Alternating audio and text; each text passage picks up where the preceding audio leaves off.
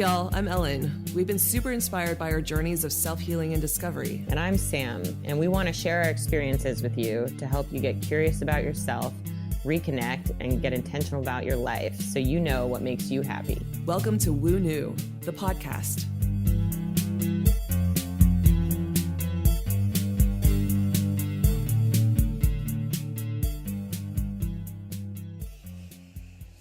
I'm really excited to introduce our guest today, Ashley Easter. I'm going to list all the things that Ashley is because it's just a phenomenal list. And we haven't had a guest like her before on this podcast yet. And I think her story is just so compelling and so important to hear and to be shared. She is a trained abuse victim advocate. She's a survivor herself. She's an author. She's one of the founders of the Courage Conference, which is an internationally attended abuse survivor conference. She's the CEO of this nonprofit called Courage 65. She's a television producer, an ordained reverend, and a speaker, an empowerment coach. She is also a spokesperson for this internationally reported on protest called For Such a Time as This Rally. And she's also the vice president of the Survivors Network of Those Abused by Priests, which is the largest and oldest clergy sexual abuse victim advocacy organizations out there. We are just so honored to have Ashley with us today because, again, I think her story is really, really important. And she has lived through an experience that I think really needs to be shared, especially now, because as we're all experiencing this kind of expansion of our collective consciousness and this waking up slowly at different rates, I think we are starting to see so many more stories of narcissistic abuse, of hidden cults coming into the light and being exposed. I think you can just even judge by some of the documentaries coming out recently. Just so many of these stories are starting to surface. And I can't deny that there is a link and a connection to the timing of all of this. So welcome, Ashley. Thank you so much for being with us. Thank you so much for having me. That was a beautiful meditation. And I thank you for that introduction. Really believe this is going to be a very meaningful conversation, and I'm so happy to be here. I think for me on a personal level, because I've had a loved one just recently exit a situation that we have used the word cult to describe it. I think where we can begin is really the beginning of where you were and what you experienced in your life and how you came out of that. And so, yeah, tell us your story. Let's start at the beginning. Let's get into it. All right. Sounds good. Yeah. Well, as with most cults, they often have their own kind of insider language. So as I'm sharing my story, I'm going to do my best to describe what some different terms mean because they're not necessarily mainstream terms. So if at any point you want me to stop and clarify something, just let me know. Otherwise, I'll just kind of roll through the story and then we can chat about it after. Sound good? Beautiful. Perfect. Okay, awesome. So I grew up in a very cult-like environment on several different levels. So first of all, both of my grandfathers were pastors in the independent fundamentalist Baptist movement. And there's probably like 20 different types of Baptist Christians, and they're not all the same. So if somebody else had a different experience as a Baptist, I'm not painting it all with a broad brush stroke. There's some very progressive Baptists. But for me, this fundamentalist church environment was extremely isolating and very controlling. So in the church bylaws, there were rules like you cannot dance, rules like you cannot have alcohol. It was frowned upon to go to the movie theater, even if you were seeing a Christian movie. Wow. So very, very lots of rules. um, and so that was kind of the church movement that I was in. And there's, a lot of different things that could be gone into about their theology and the things that they believed. It was very much this idea of like, Jesus is coming back soon, so we must save the whole world. And, even as a young Wow. child, feeling like you need to witness to people in the grocery store because you don't know if they're going to die and go to hell. So, a lot of fear Wow. mongering. Um, so there's the church movement that I was in. And then in addition to that, was homeschooled. And homeschooling can be a great choice for some families, particularly with the coronavirus and all that kind of stuff. People have had to school their children at home for safety reasons. Sometimes Olympic athletes will be homeschooled so they can really hone their craft. Sometimes people do it because their school systems aren't great and the parents can give a better, more, individualized education. It can be a good thing. But the homeschooling movement is kind of broad, and there's like these little movements inside of it. And one of those movements, the one that I was a part of, which is actually a very large section of the homeschooling movement, was called the patriarchy movement. Whoa. And yeah, it is Wow. just what it sounds like. It's about adherence to the patriarchy. And so this belief that men are to have power and control over women in the home, church, and often in society. A woman and girl's role is to submit to the men in her life, to get married very young, and really to, have a lot of babies, say yes to sex, and just really her whole life was supposed to be wrapped around doing whatever the men in her life thought was best. Did this movement sit within the church movement? Was it almost kind of like did everybody in this particular homeschooling movement also ascribe to the religious That's a good question. beliefs? Yes, yes. So the patriarchy movement is a piece of like a toxic form of Christianity. Yeah, Got it. yes, Mm. yes. Okay. Wow. Right. And so it flowed very well. There was a strong overlap. Not everybody who went to my church was homeschooled, but they generally believed in this patriarchal ideology to, one level or another. Mm-hmm. Wow. Yeah, yeah. And because I was homeschooled, I really was not exposed to very many other people or other ways of thinking, and just sort of believed that all people who identified as Christian believed this way and that this was, God ordained roles for men and women. I Mm-hmm. literally, as you were saying that, was thinking like, wow, they figured out a way to control every angle as you were growing up. So it's like you couldn't even be Yeah. exposed to something that would cause you to question what you were living and experiencing. Exactly. Yes, yes. There's a lot of talk about if you went to public school or even a Christian private school that, you would be around other people who could be bad influences. Most of the people that I knew were either homeschooled and going to that church, or maybe a few families outside of our church, but who went to similar churches and were also homeschooled. There were a few exceptions, but pretty much everybody believed very similar to what we did. And so there's not a lot of other experiences. And anything else that you would hear about, like feminism, equality, those kinds of things were very much demonized. And while they were talked about, you didn't actually feel or hear the full story of those ideas. It was more, just painted as this dangerous, evil thing. So you've got the homeschooling movement. Inside of that is the patriarchy movement. Inside of that, sort of like those Russian nesting dolls, how they keep stacking inside of each Yeah. other. Inside of the patriarchy movement was another movement called the Quiverfull movement. Are you familiar with that by chance? No. Mm-mm. Okay. So the closest pop culture examples I have would be like the Duggars, 19 Kids and Counting, Oh or Welcome to God. Oh, Plathville. Oh my okay. Yeah. God. Yep. My heart's crushed. Yeah. Yes, yes. So while we did not have to wear the long skirts, we still had very modest, quote unquote, pants and, clothing.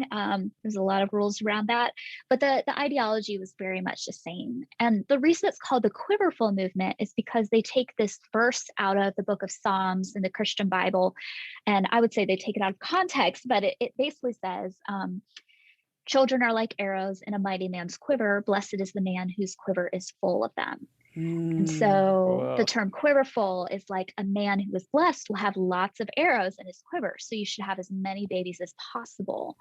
I'm seeing some similarities to the Mormon Yeah. Oh, yes. organization here, like some of those Mhm. similar, just expressions. Ideologies. Yeah, yeah. Right. And what you'll generally find with cults and things is that while some of the language may change, a lot of the Mm. motivations are the same. So you'll see Mm. this in fundamentalist Judaism. You'll see this in fundamentalist Islam. I You will Yeah. see. see it in, it's not just one religion, but basically, and you'll see this across many religions in the fundamentalist forms of it. Is basically this idea that I was given as a teenager. I remember sitting through a lecture called the 200-year plan.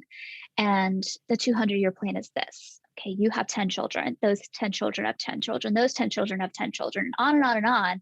For 200 years, you're doing this, your friends are doing it. And after 200 years, we'll have this astronomical amount of descendants who will have this very patriarchal ideology and will be able to dominate the world through overpopulation.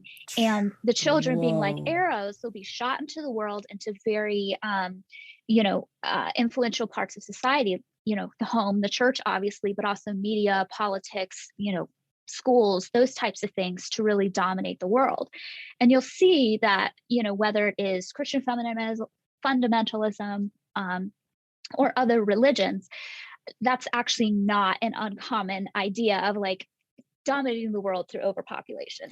So It's out of like, sorry, go sorry, ahead. I was just gonna say, it's like a really fucked up pyramid scheme, Mm. the way Yes, you're describing it. Sorry, Sam, go ahead. absolutely. Oh, I Yes, was just gonna yes. ask, like, when do you know when this movement was founded? Like, was it a really old movement, or was it like recently in the last 200 years somebody stepped up and decided that they were like the prophet that was gonna lead this? Right, right. So, I mean, versions of this have been, throughout history. I mean, I think we just Mm-hmm. look at like even the Bible story of Abraham, and basically, whether you believe that is a true story or whether it is a legend that we can learn lessons from, basically, if you obey God, you will have this astronomical amount of descendants who will be more than the sand of the sea or the stars in the sky.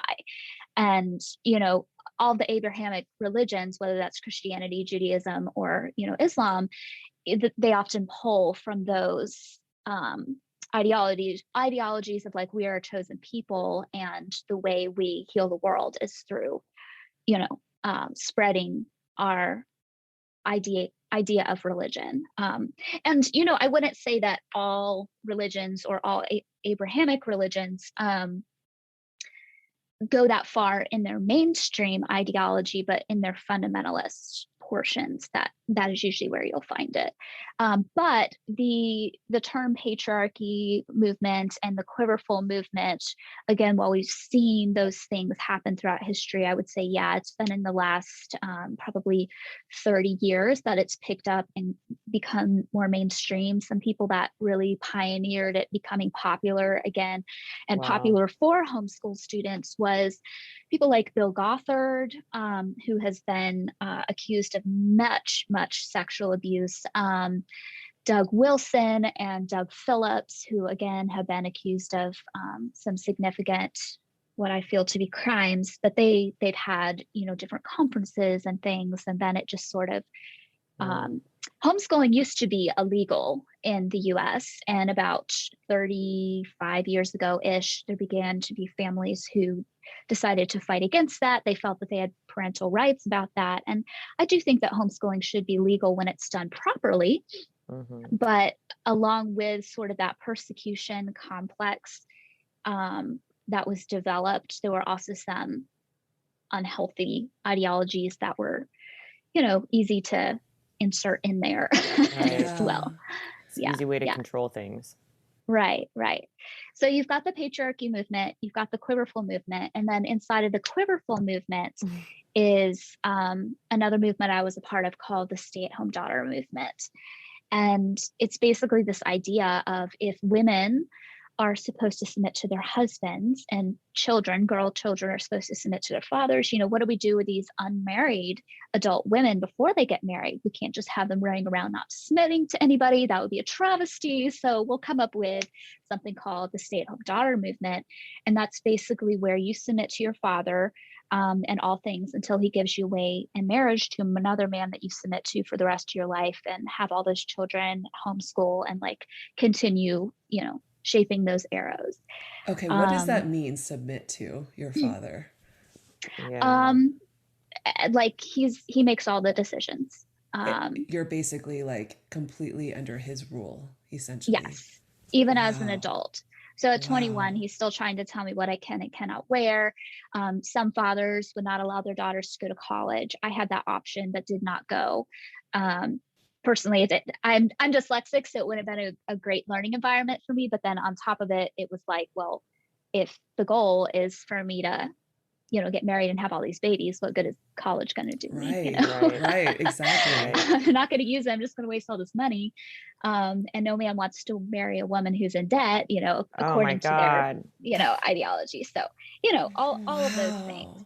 Wow. Can I ask you, like, so this is your immediate family, but was your Yes. greater family also indoctrinated into all of this? So it's like your aunts, your uncle, your whole family was all Because your in. grandfathers on both sides were, huh? Both of my grandfathers, two different, um, it's interesting. There's different streams of this. Hmm. And so the only ones who I would say were completely not fundamentalist was my uncle and aunt and cousins that was my mom's brother. And I've actually, since I've left, am really close with them and tight with them.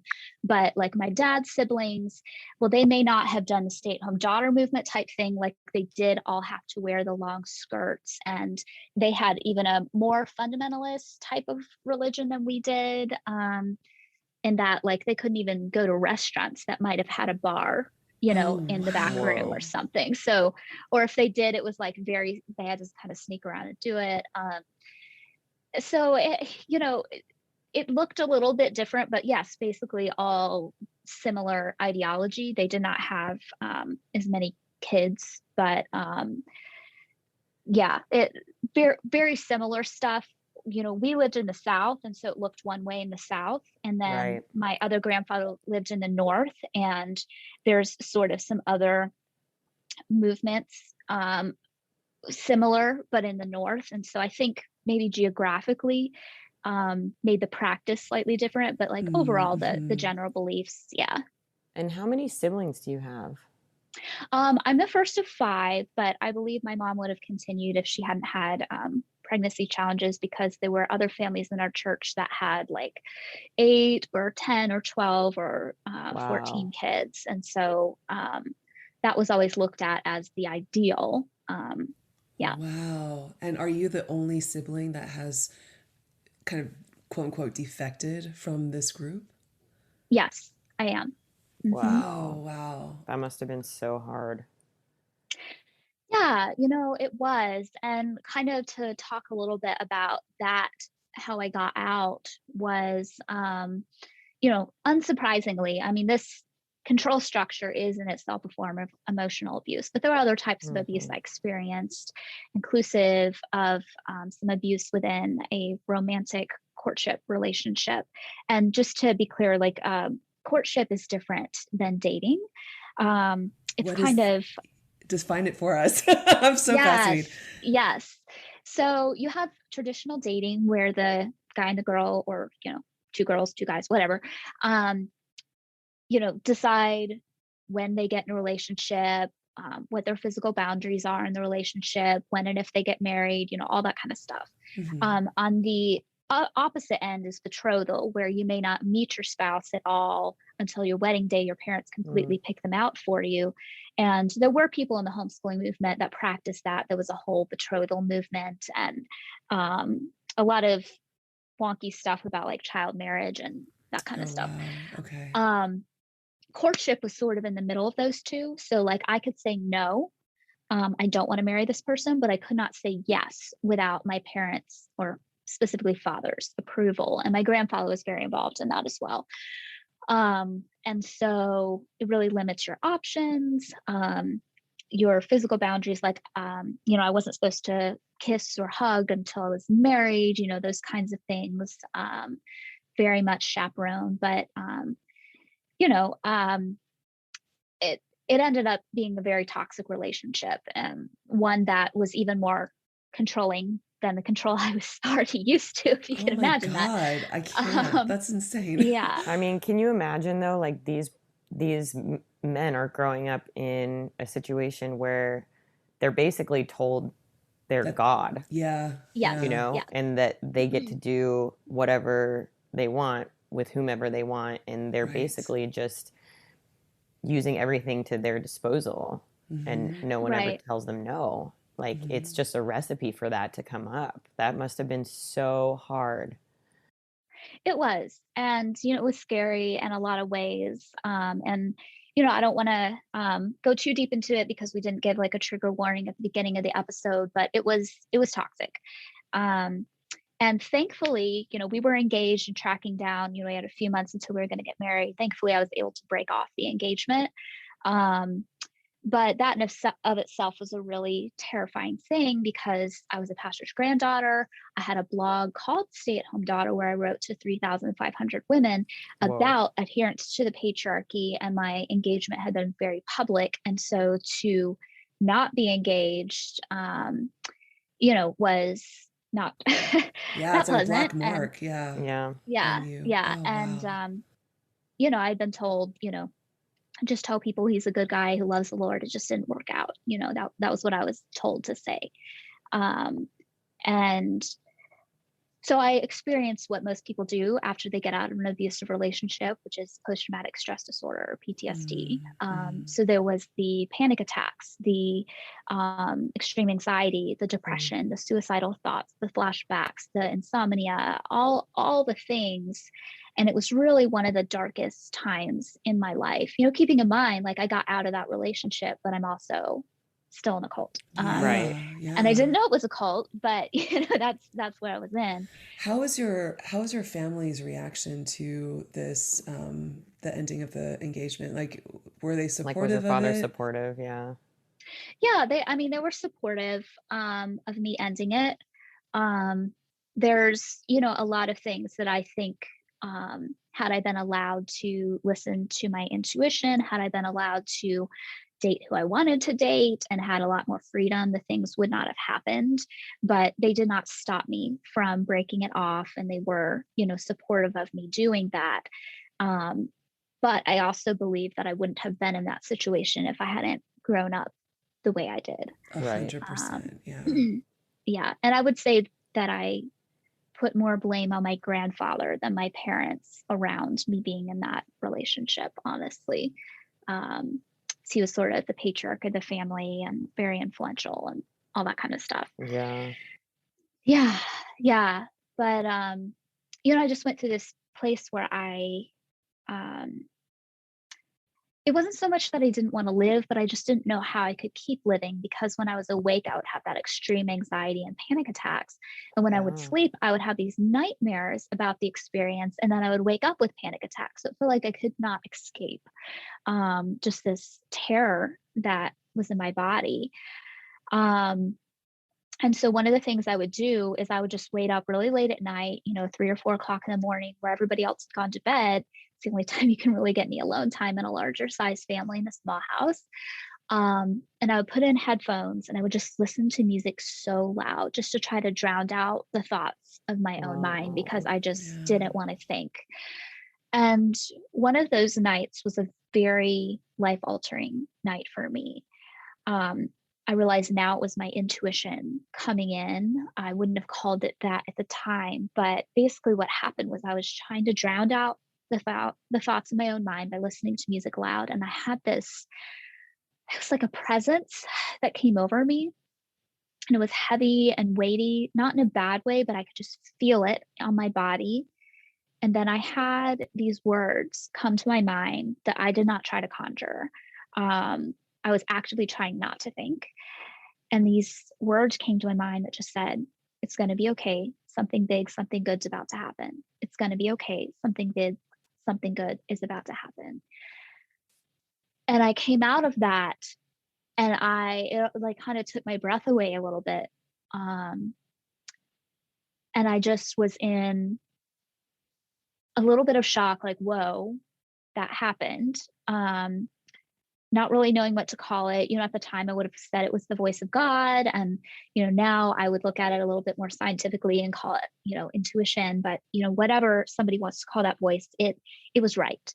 And a few months later, a girl who briefly visited my church, decided it was not for her, but was there long enough for me to meet her, invited me to a coffee shop where she worked. I went to visit her at the coffee shop, and at the coffee shop, she introduced me to a man who believed in equality for women, and he was still Christian, but he believed in equality for women. And so we started having this conversation, which led to me being a bit defensive, like, oh my gosh, you don't know what you're talking about. I'm a pastor's granddaughter. Like, how dare you say women are equal? Oh my And gosh. I was trying to get him off my back, but like after the meeting, he kept like reaching out to me on Facebook and kind of poking at me. And I was just like, oh, if I'm gonna get him off my back, we're gonna have to have a debate. And the stereotype is true. Homeschoolers are notoriously good debaters. In preparation for this debate, I knew the patriarchal, ideology about it very well, because I'd written blogs about that. I'd studied the theology of it. I was a pastor's granddaughter. But to win a debate, you have to know the other person's point of view better than they do, so you can knock the legs out from underneath them and find the weak point. Yeah. Whoa. So you came in hot. I love it. So I went to studying this equality for women stuff, and was like fully ready to find the weak points and why it was all crap, and how I could just like school this man as to why women needed to submit, which is totally ironic.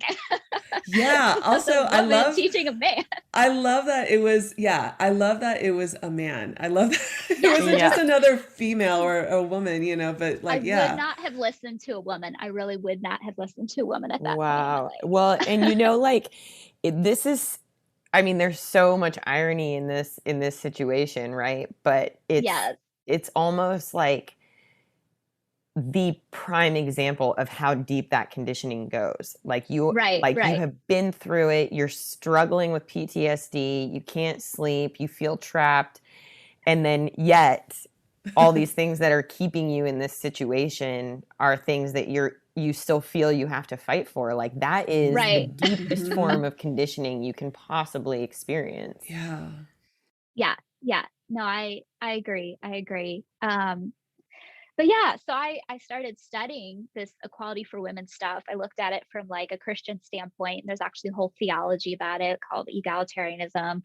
And then looking at it from like a social standpoint, and like then realizing how there's this, very explicit connection between patriarchy and abuse of women, and just all of a sudden realizing, whoa. I think I've been lied to. I think I was wrong. So it's in the preparation of the debate that you started to wake up? Yes. The debate never happened because the research convinced me. And I was just like, I was really coming into this to find the flaws. And that was really where my mindset was. So I've had people from the cult say, oh, well, she was just, she was looking for something because she was abused and in pain and looking for something to like excuse, No, I still believed it. And I was looking to continue proving that patriarchy was good. And it was the exact opposite of what I wanted, because I knew when I started finding this research that was like, okay, equality is actually pretty good. It's much safer. And whatever religion you're in, you're like, your God should want you to be safe, Yes, That's should be like yes. a main theme of whatever religion you're in. Um, and so yeah, I realized, like, if I change on this one point about patriarchy, everything is going to fall apart, because I Right. was a Mhm. The stay-at-home system daughter. crumbles. Right. Yeah. My parents were supposed to, be influential in picking out my spouse. My whole church community, like the only people I knew, believed this shit. And so it was terrifying. But ultimately, again, late at night, I'm alone. I'm researching this and be like, oh my God, this was all a lie. Um, I realized, like, I could either like push this down and pretend I never saw this and just go back to life as it was because that seemed easier, Hmm. or I could keep pursuing the truth and everything was gonna, come crumbling down. But I couldn't live with myself knowing that I'd seen a glimpse of truth and then just like pushed it under the Yeah. rug. Like I knew I couldn't live with myself with that dishonesty.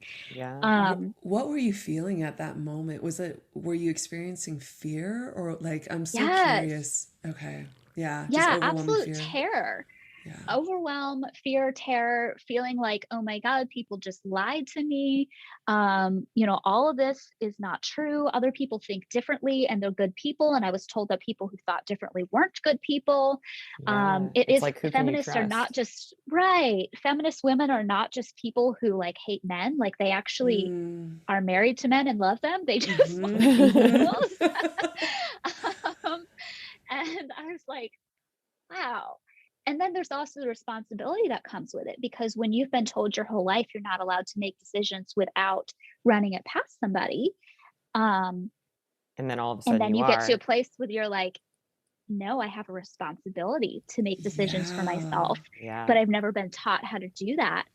That's terrifying. Oh, But that's yeah. again when intuition would come in, because I would start to feel like, oh my gosh, I have to make decisions for myself. And this is completely opposite to what everybody is saying I should do. And when I started talking about it, I was called, rebellious. And in our growing up experience, I was told that rebellion wasn't just rebellion. Rebellion is like the sin of witchcraft. Witchcraft is alliance with the devil. People who are aligned with the devil go to hell. So Wow. like one word of saying you're rebellious has this whole train of thought behind it. And so, hearing all of those things, but then my intuition keeps being like, you need to keep researching this. This is the Mm. truth. Hmm. This is the truth. And Yeah. I stumbled across this book called Recovering Daughters, which was about other stay-at-home daughters who had escaped.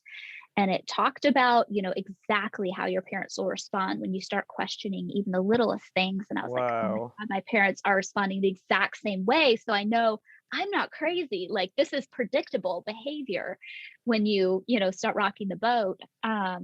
What were you saying to your parents? Were you actually like confronting them and telling them Or some was of the this like a research? secret plot to get out in that you were like pulling together without trying to ruffle too many feathers at the beginning?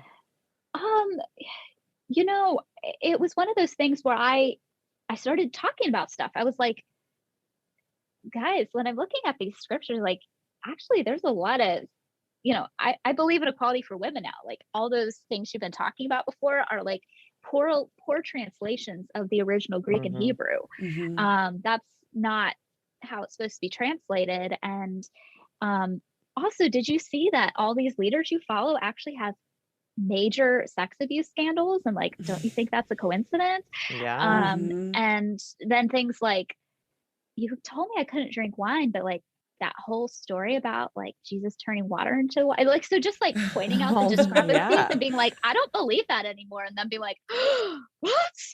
And I think the biggest thing was I finally told them, I was like, hey, there's a guy I want to try dating. And I would love to have your blessing on it for us to date, but just letting you know, like, if you don't feel comfortable giving your blessing, I'm not going to pressure you to do something you feel comfortable with, but whether I have your blessing or not, I'm going to date him. Hell And yeah. they were not pleased with that I'm at sure. all. Yeah. There was like 8 hours of like really intense stuff. It was honestly terrifying. And I won't get into too many more details, but um it it the way we had treated other people who had Mm-hmm. left the faith or thought differently than us, Mm-hmm. I began receiving that same treatment from my family. And I had never been on that side of things. I had always been on the side of, calling out other people. Yeah. But now I was being called out and realizing just like, whoa, that's how fast it can turn. Yeah, like I'm sure Absolutely. it felt like everything that you knew was just immediately snatched away from you to try and scare you to Hmm. come back. Right, right. Yeah. So, you know, basically I kind of gave my parents this ultimatum of like, hey, um, I either need you to treat me like an adult and I'll stay in your home, which you prefer and honestly is easier for me because I only have this, part-time nanny job Mm-hmm. and never gone to college, don't know the outside world. And, it's not Mm-hmm. easy for Right. me to limit my own when I've not been prepared for that.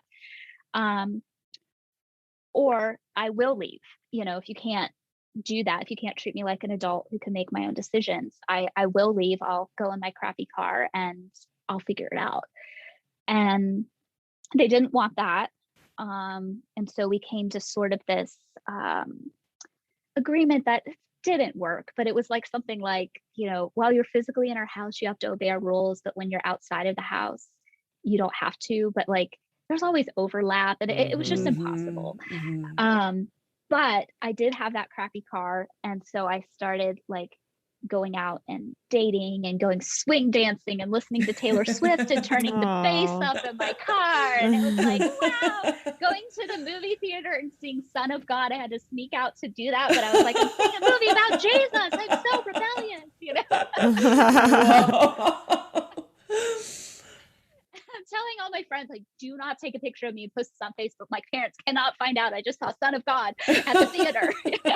Oh, wow. um, but in that dating experience, I, was introduced to different guys and went out on several, mostly comical dates. But eventually, I was introduced to my now husband, Will, who is just such an amazing individual, very empowering, supportive of me.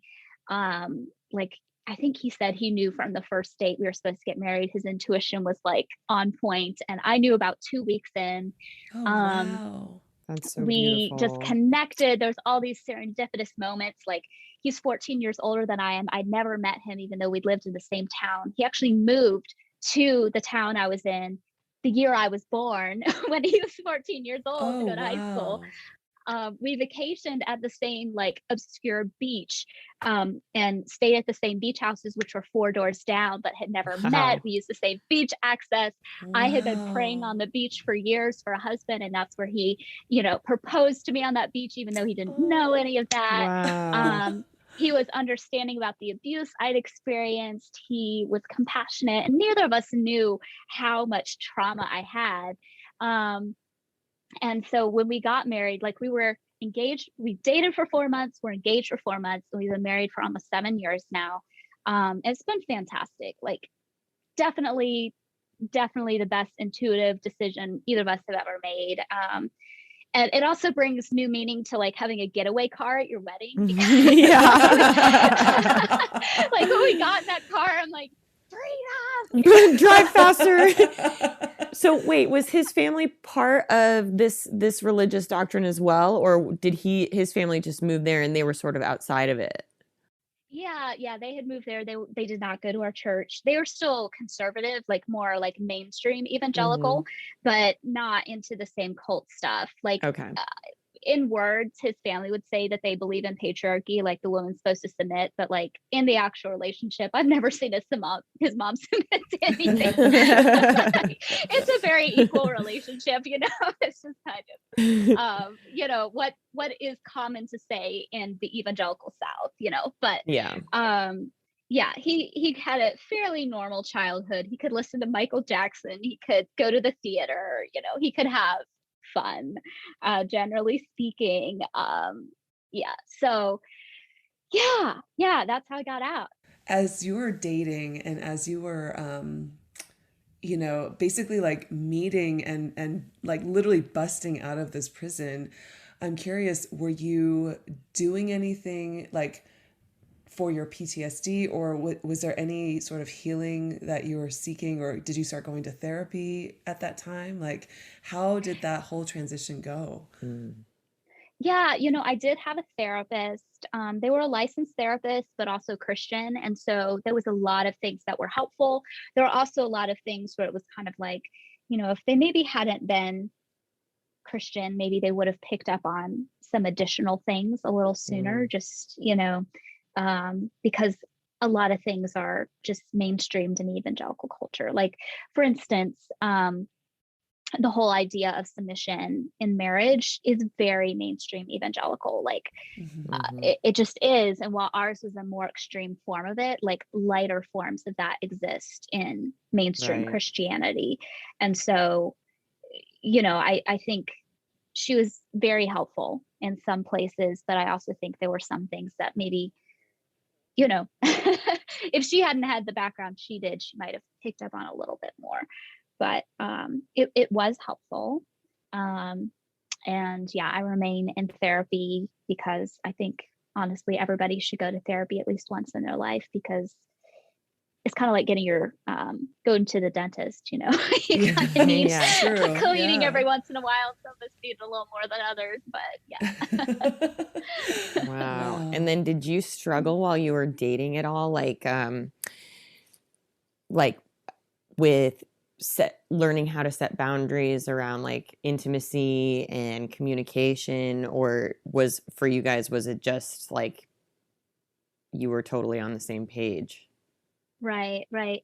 I've always been really good at communication. I don't know exactly why. My husband is as well, but like the idea of consent, he really taught Mm-hmm. that to me. Where I Mm. hadn't learned that before. It was like, before our first hug, he was like, "Can I give you a hug?" And it wasn't like a Oh. big deal conversation. It was just like, "Hey, can I hug you?" And like that simple act of asking instead of just leaning in. Um, and we didn't have sex till we were married. We did eventually start kissing while we were engaged, but he respected that I had a lot of fear about those things, so he never pressured me into that. It was like, yeah, one of those things where I was finally like, let's just do it. And he pulled over on the side of the road and we just started making out. And I'd only known Oh. how to make out because of what I'd learned on WikiHow on the internet. And I was like reciting all the things that it had told me. Like on WikiHow, it was like, okay, put your tongue in the mouth, but don't go dead fish, but also don't click like a snake. And I'm like trying to remember all of it. Oh my gosh. Oh my goodness, that's so Oh. it's so cute. How But did your he's parents feel when you got engaged? I think they liked him a lot. We didn't rock the boat as much until after we got married. I didn't start writing about my abusive experiences and the cult I grew up in until we got married and I left. So they liked him. They did not like how we went about our relationship. They wished they could be more involved. Yeah. Mhm. And I got in trouble one time because um, after Easter Sunday, I went back to my husband's, you know, then boyfriend's house. And he even had roommates. Like we weren't alone. And we sat out on his porch outside.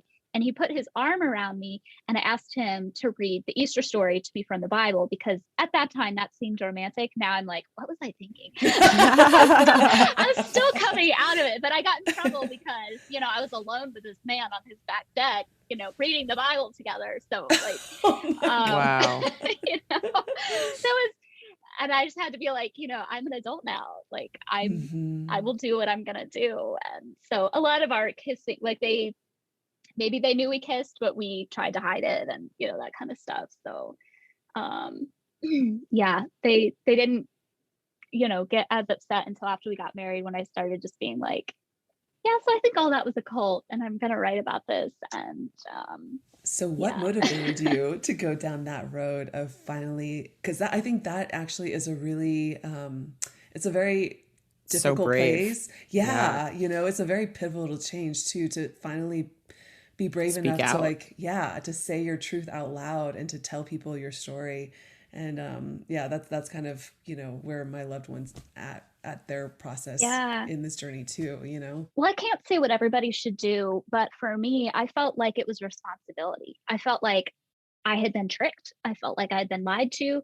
I felt like, wow, all this is really toxic behavior. And if I don't start talking about it, other people are going to get hurt. And so this is, a way to try to keep other people safe. And whether I should have or should not have, yeah, I felt like I have to do this. It was also, cathartic release to be able to finally name what was happening, what had happened. But, it was, it really came down to this feeling of responsibility of like, I have to say this. And when I did, hundreds of people started reaching out to me and saying they'd Wow. experienced very similar things. They'd experienced Mm. abuse, there were cover-ups, those types of stuff in their church environments. And they felt very alone and isolated. And I was like, you're not alone, because hundreds of you are saying like basically the same thing. So Yeah. that's where I felt this responsibility to start the Courage Conference, where we had 120 people in person, 80 people watching live streaming online. Sold out event our first year. It's totally an intuition Wow. thing that led me there to do that. To now starting our nonprofit Courage 365. Last year, because of COVID, we weren't able to meet in person that we had every year, previous. But we had 700 people tuning in online, and we had Wow. celebrities like, Leah Remini from, Scientology and the Aftermath, King of Queens, Mm-hmm. Jonathan Sheck, who did the movie, That Thing You Do, and he's done a lot of things. Hmm. Sarah Ann Mass, who is one of Harvey Weinstein's survivors, and other, survivors from our community, doing this online event, and just seeing the impact it can have on people when they know they're not alone, and then connecting them with empowering resources. So that's part of the work that I do. But then, as you'll notice through the thread of my whole story, like intuition played a huge role. So Mm-hmm. that's the other thing I do, is I'm a coach to help people tap into their intuition, because it helped me escape a cult. It saved my life. It helped me find my soulmate. It helped me start a nonprofit. It helped me start a business. Helps me pick avocados in the grocery store. Like intuition, intuition is like everything, and everybody has access to it. You just have to learn the science of how to, understand it and then leverage it in your life. And even if you didn't have as extreme of an experience as I did, like it can help you up level in business. It can help you up level in relationships. Like it's just, so that's another thing I'm really passionate about. And even though those are different things, you can obviously see the overlap of like helping people find freedom. So whether that's freedom from abuse or freedom from the idea that you have to follow what everybody else is saying. And where I'm Right. saying like Right. instead you need to follow your intuition and trust your gut, and there's science behind that of how you can know that it's got your back. Can you tell us a little bit about your intuitive AF course that you're launching Yeah, on I your was so site? excited to see that. Yeah. Yeah, so I am really excited about it too. It's depending on people tune into this podcast, if it's past, there'll probably be another one because I do them periodically. But the one that I have coming up is August 30th through September 1st, which is like a 3-day period. And yeah, it's basically this free workshop where I help you go from intuitive curious to full on intuitive as fuck. Hope we can swear on Nice. this podcast. Yes, you absolutely Yeah. can. But I teach you like the science of intuition, because there's studies, there's research, there's hard science behind it. And when you can understand that there's hard science behind those gut feelings, then you can know you can trust it. And so we go into that, why it's more reliable than just using your conscious mind alone. Hmm. Um, and then we talk about how you can actually begin to like learn to hear your intuition's voice better, because there's 4 main ways that intuition speaks. And when you can really get clear on its voice and know the difference between your intuition and like Mm. your ego, your fear, your anxiety, all that stuff, like you're golden. Like you can literally make all of your decisions based on intuition. When you learn these tools, we talk about, how you can, request, ask for and then receive signs from the universe, and how there's some science behind that with the reticular activating system in your brain. And then yeah, it's this course, 3-day free workshop that it really empowers you to trust yourself. And after that, if people want to move further, I do have my 6-week intuition mastery course where you actually become an intuition master. But even if you don't go all the way and do that, which I've had so many good reviews of that course, even if you just do that 3-day course, like there's so many tools. And I'm at this place where I'm like, there are so many things in the world telling you how to think, what to believe, Mm-hmm. what to do, Mm-hmm. how to act. And they can sound really close to your intuition because they can be sly and tricky. But when Yeah. you Yeah. know the difference between intuition and ego, intuition and fear, intuition and outside voices, like you can know how to take control of your life. And it's like the anti-cult, you know? You don't have to fall for these gurus. You can take what maybe wisdom they might have here or there and then filter it through your intuition and know what parts are safe and what are not. And so like I feel so passionate about this because it's like I have lived in like almost like a police state, within my Yeah. family community. And then knowing what it's like when your intuition gets you out of that and helps you not just escape, but like live your best life. Like everybody deserves to have that. And so that's why I'm giving that 3-day course away for free. So yeah, please tune in and share it with your friends and family because like, Wow.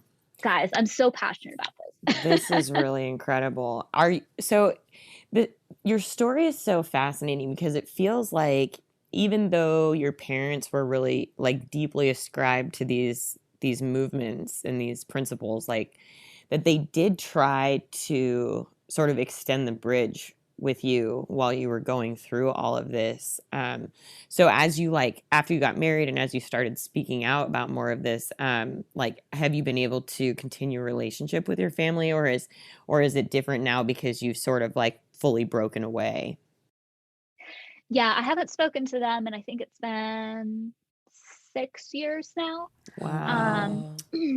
so I think the bridge that they were extending was more out of my ultimatum, which was like, hey, you either need to treat me like an adult or I'm leaving. And so I think that was probably the reason. And then when I started talking about the different things I'd experienced, eventually there was one story that I talked about where it was like a line in the sand moment of like, you'll either support me in this because this is a really bad thing that happened to me, or not. And if not, I'm not going to sit across the Thanksgiving table, Right. across from you. And even before, I could even cut it off, like they, you know, wrote emails to people saying that I had what did they say? Something like I'd disassociated myself with the family or something. And then, wanted to have like this whole intervention meeting where I'd probably be shamed in front of my siblings. And I was just like, no, like this is Oh, plain and simple. You wow. either support me in talking about the experiences that I've had and I've had, Yeah. or I can't do this anymore. And, unfortunately, um, that was their choice. And it was hard, but I don't regret it. There's so much freedom on this side of things. Right. And that's one of the things that I've learned is that sometimes people put you in a position where it feels like you're the one cutting off the relationship, but actually their choices are the ones that forced you to protect your mental health. And that's how I view the situation. Oh, Wow. definitely. I just can't even imagine, as a parent, knowing something so terrible happened to your children and and then having the ability to deny it like that. Man, you are so strong, and it's so clear that everything that you're doing now, it's like the world needs you, 100%. like you Yeah. are saving so many lives right now, and it's so powerful what you're doing. And oh my gosh, thank you so much for sharing your story with us. This is really powerful. Yeah. On a personal note, I mean, I was wondering if you might be able to talk a little bit also about your free content on your site. It's called Cults Hidden in Plain Mm. Sight. I think Yeah, this yeah. title drew me in so much just because I think there's so many of us, just, not necessarily in religious organizations, which I think, this absolutely runs very rampant, this, abuse of power. Sure. But it happens like in everyday in corporations, in Right. families, in relation. It's like everywhere. So I'm just curious if you could talk a little bit about that too. Absolutely. Yeah. So, um, I do have that ebook, Cults Hidden in Plain Sight, how to spot them and how to break free. And it's a short little ebook, because I didn't want to write something long, because if you're like, I wonder if I'm in a cult, you don't really have time to read 200 pages, you know. You need like the core information to get out, and then you can then, you know, deconstruct it later. But yeah, that's just on my website. I think it's just like ashlyeaster.com/book or books. You can just go to my ashlyeaster.com and click the books tab to find it and download it for free. But yeah, cults are not just in religious environments. I think the last research that I have seen, and this may have been updated more recently, but there's like over 5,000 cults in the US alone. Wow. But, you know, those cults, they're not all Scientology. They're not all Jim Jones. They're not all, you know, the drink the Kool-Aid kind of thing. Cults exist on a spectrum. And so you can have these very extreme ones that even abduct people into their cult. And then you can have other ones that are really just a family system or family unit. You can have it be a group of friends that turns into a cult. You know, your book club could turn into a cult if you know, you have a toxic leader. But yeah, it's not just religious. It can totally be secular. I see it a lot in the New Age kind of movement where they're trying to say, I'm not religious, you know, I'm just spiritual, and that's cool and all. But there's a lot of self-help gurus that become cult leaders. And, you know, some of the markers to look for, and in that ebook, there's like, I think I want to say like a list of 10 different markers of a cult. And then the thing that I'd really encourage someone to look through is, you know, I talk about the BITE model in there, which each letter of BITE stands for another section of control. And it has like a list of different ways somebody control you, whether it's in your behaviors or whether it's in, you know, information access and, you know, those kinds of things. Each letter stands for a different control category. But looking for a charismatic leader or leaders where that person can't be questioned. That's a really big marker of a cult. A lot of times there'll be insider lingo, and everybody has insider lingo when they create a movement. So it's not always bad, but realizing that, like, for instance, when I was talking about rebellion, when you hear the word rebellion, it probably means something pretty surface level, you know, probably more the dictionary definition of like, turning away from what they had once been told to do or whatever.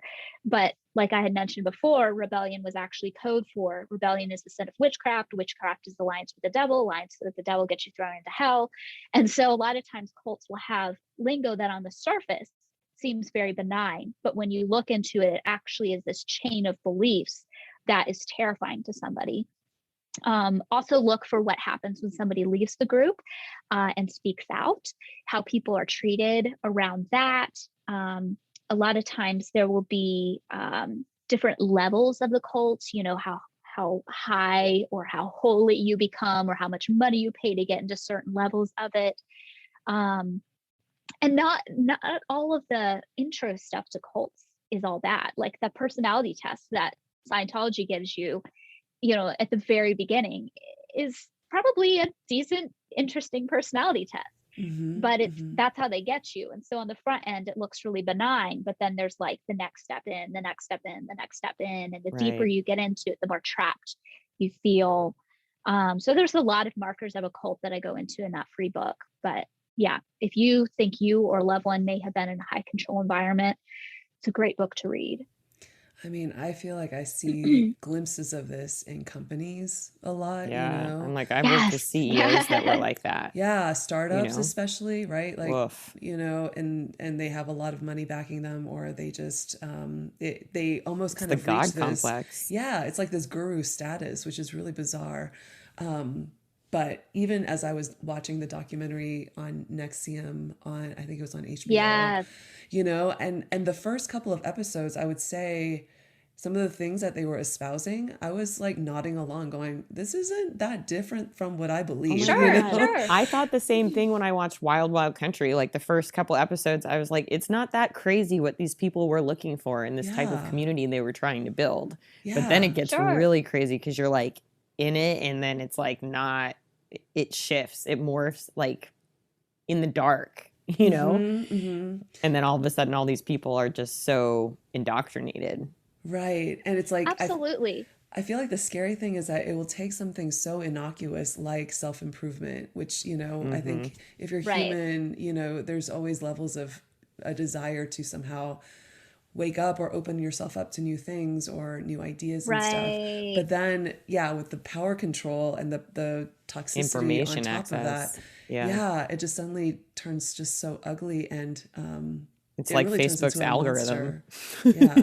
the echo Right. chamber in the Exactly. algorithm. Right, right. Yeah, for sure. For sure. And even like the isolation piece, some Hmm. cults are very overt about the isolation. Like, people who don't believe these beliefs are bad and they're going to hell. Like, you'll see that sometimes. But then you'll also see the isolation piece come in a way that's a little less overt. And it'll just be like all of a sudden, you are going to so many group meetings and spending so much time with people from this group, you no longer have anything in common with people who don't get the lingo, who aren't involved. And Right. so it just naturally makes sense that you become more and more invested in these people. And everybody on the outside just doesn't get it, kind of thing. So that's another thing to watch for. But yeah, again, it is not just religious movements. Definitely can be a secular thing. And I'm just really passionate about people realizing that teachers can have good things to say. And it's not that when you listen to your intuition, you should never get knowledge from somebody else, but you should filter it through your intuition. Be And you should never discerning. get to a place where this person is like your God, where Right. they know best and everything. Like your gut, your intuition knows best. And anybody who says something different is probably trying to sell you on something for their own benefit. Yeah. Yeah. It's like that whole concept of turning back inwards and trusting yourself to make decisions and be discerning about what's right for you. And then like oftentimes even on a very benign level, it's like when somebody decides to start doing that, the people who get the most upset with them are the people who benefited the most from them not having boundaries. Yes, exactly. Exactly.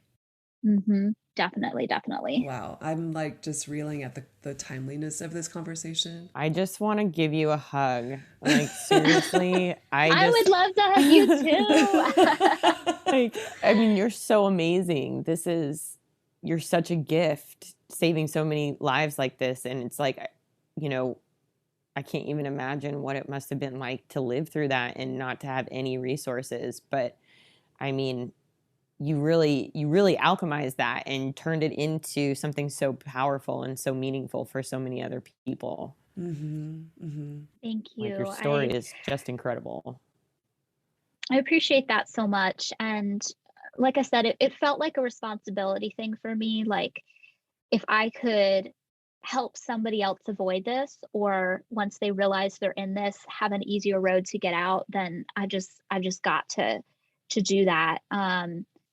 Because yeah, nobody deserves to be treated that way, and too many people are. And so I think really a solution to this is, again, everybody trusting their gut and their intuition, and then having empathy, listening, understanding, being willing to hear hard stories about leaders that we may love, and being willing to say, hey, maybe that person's story could be true, that they had a negative experience and I should explore this more, and not just Dismiss it. paint over it because I like this leader. Mm-hmm. Right, right. Oh man. I mean, I think who you are and just the strength, like the inner strength that you inherently have and your resilience, like I think this happened or this experience was almost like given to you so that you can play this role for all of us and really help each of us kind of examine our own lives and like listen to our intuition, learn how that feels and what that sounds like, and teach us, teach us the tools that we need in order to better discern for ourselves. And again, the timeliness, Mm, I can't stop thinking about how timely this conversation is, because I think that's what so many people are learning how to do right now in so many Yeah. different contexts too. We always love to end our conversations with this one question. What is that one big piece of wisdom? And I think I know it, but what is that one big piece of wisdom that you just live by without any sort of hesitation? Yeah, it's just trust your intuition. It knows best. There's science behind it. And when you can learn the difference between your intuition, ego, fear, anxiety, then you're golden. Thank you so much, Ashley. This was an incredible conversation. Yeah. Thank you. Music for Woo New is composed by Adam Miller.